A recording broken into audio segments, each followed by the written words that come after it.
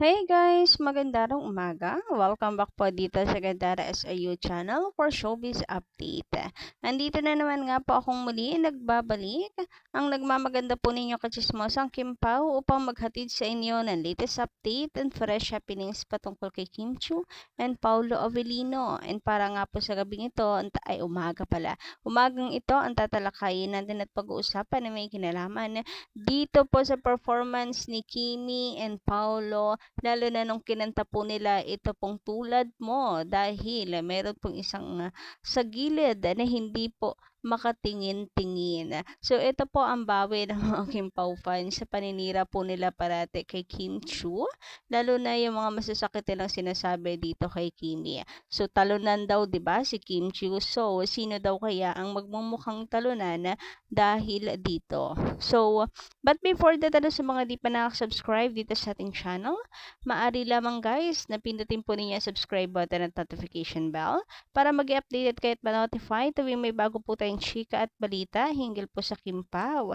Basta mga balita na may kinalaman po kay Kim Chiu and Paulo Avellino, sagot na po natin yan. Samantala, dito nga po muna tayo sa pag-level up ng mga sagutan ng Kim Pao from hinay-hinay lang, nagkataon lang, sakto lang to palangga taka. Hindi pala, yung ano pala muna, patibay ng patibay to palangga taka. So, sabi po dito from Princess Pagio, kaya nga, Miss Ders, huy, maka-Ders naman, gandara po. Gandara, wag kayong malilito. Kaya nga, 'di ba? I do na ang kasunod. Manifest, please. Wedding ng Kim Pao sana hindi na magtagal. Sana nga kung meron man po since may pa-I love you na doon na sa flowers, I do naman ang kasunod.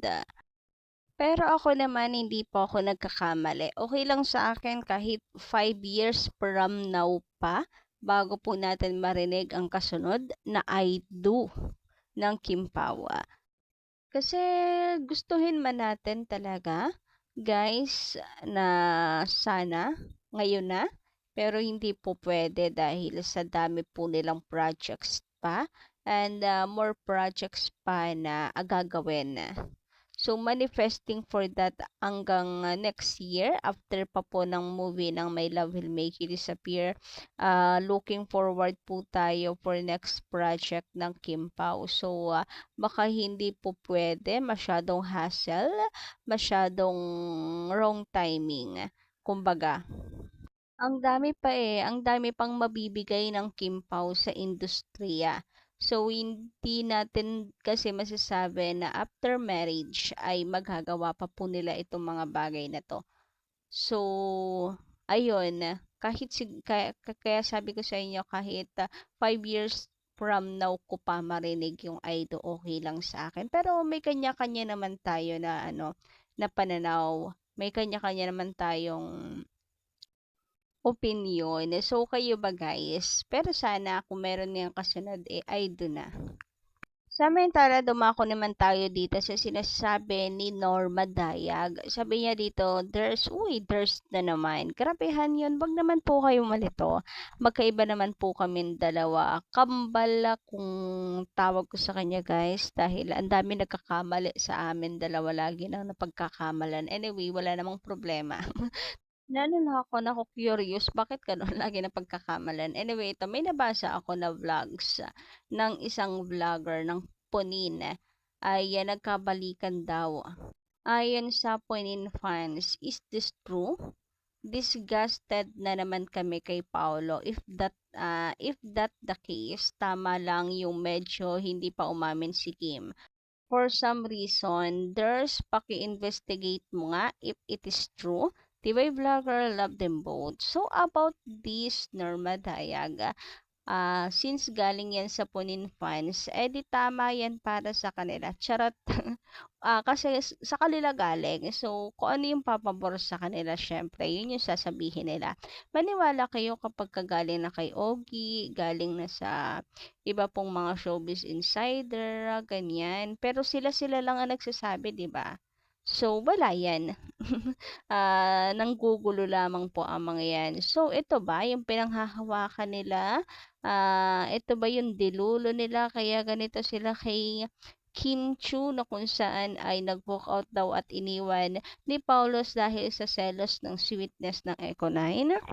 So, clear na sa akin guys, bakit ganito yung mga balita nila na kesyo walk out si Paulo, na kesyo iniwan ni Paulo si Kim. Kasi dilulo pala nila na nagkabalikan si Jay at si Paulo, kaya nagselo si Paulo Avellino sa Econin. Dilulo pala nila yon. Kasi kung naka-focus po sila sa Econin, there's no reason para galawin at pakalman pa ang Kim Pao, diba? Anyway, ayun nga. Pero sorry na lamang sila. Nakagustuhan nila na ipahiya si Kim Chu, sa kagustuhan nila na sirain si Kim Chu pagmukhang kawawa at habol ng habol.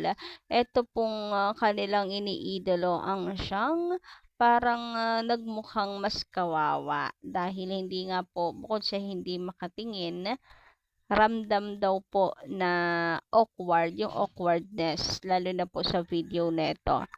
Well, ito yung pinakamalinaw na nakakuha ko or na-download ko, and siguro naman nakikita ninyo dito yung pagpapatay mali siya nung isa sa gilid. Hindi nga niya alam kung saan siya titingin. Iwas na tumingin sa stage.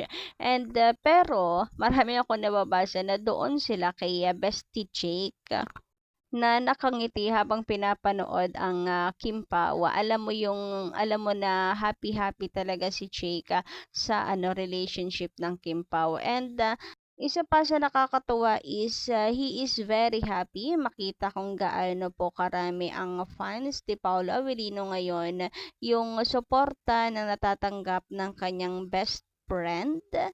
So, masaya siya na nasasaksihan niya yung success ng kanyang best friend. Ito nga guys, pagtingin niya dun sa taas, siguro nakita nila ang daming banners, kumikinang-kinang, kaya super happy, and sabay tingin po kay Papi Paolo, sa Kim Pao rather. Anyway, sabi naman dito ng mula sa Black Up, ha, literal naiiyak na naman yung 10 fans. May nabasa pa ako, uto-uto lang daw si Kimi dahil iniwan daw ni Pao sa finale kasi sumabog daw ang puso ni Pao makita ang Eco9. Grabe, mga dilulo yun, haha. So, bukod sa talunan daw si Kimi, uto-uto pa, ganon. Grabihan, kapag hindi ka naman talaga nanggigil sa mga taong ito, maipush lang yung kanilang pagkadilulo na nagkabalikan yung dalawa. So, sino kaya sa dalawa ngayon ang hindi po kinakaya yung situation, yung senaryo? Mukhang yung isa naman pong hindi kinakaya yung sweetness ng Kim Pao sa stage at off-cam. Kasi even sa off-cam, napaka-clingy po ng Kim Pao. So, dito naman malinaw na malinaw guys, no, kung sino po yung hindi kinakaya. Kaya, so palpal malala talaga yung mga nagsasabi na uto-uto at talunan si Kim Chu, na iniwan ni Paolo si Kimi. Kaya sige lang, hamon pa. Kaya sino ngayon ang mukhang kawawa at mukhang talunan? I think hindi yun si Kim Chu. So kayo guys, anong inyong masisay patungkol dito? Pa-comment ka lang po dyan sa baba, and maraming salamat sa inyong pakikinig. Don't forget to click the subscribe button and notification bell for more updates. Maraming salamat!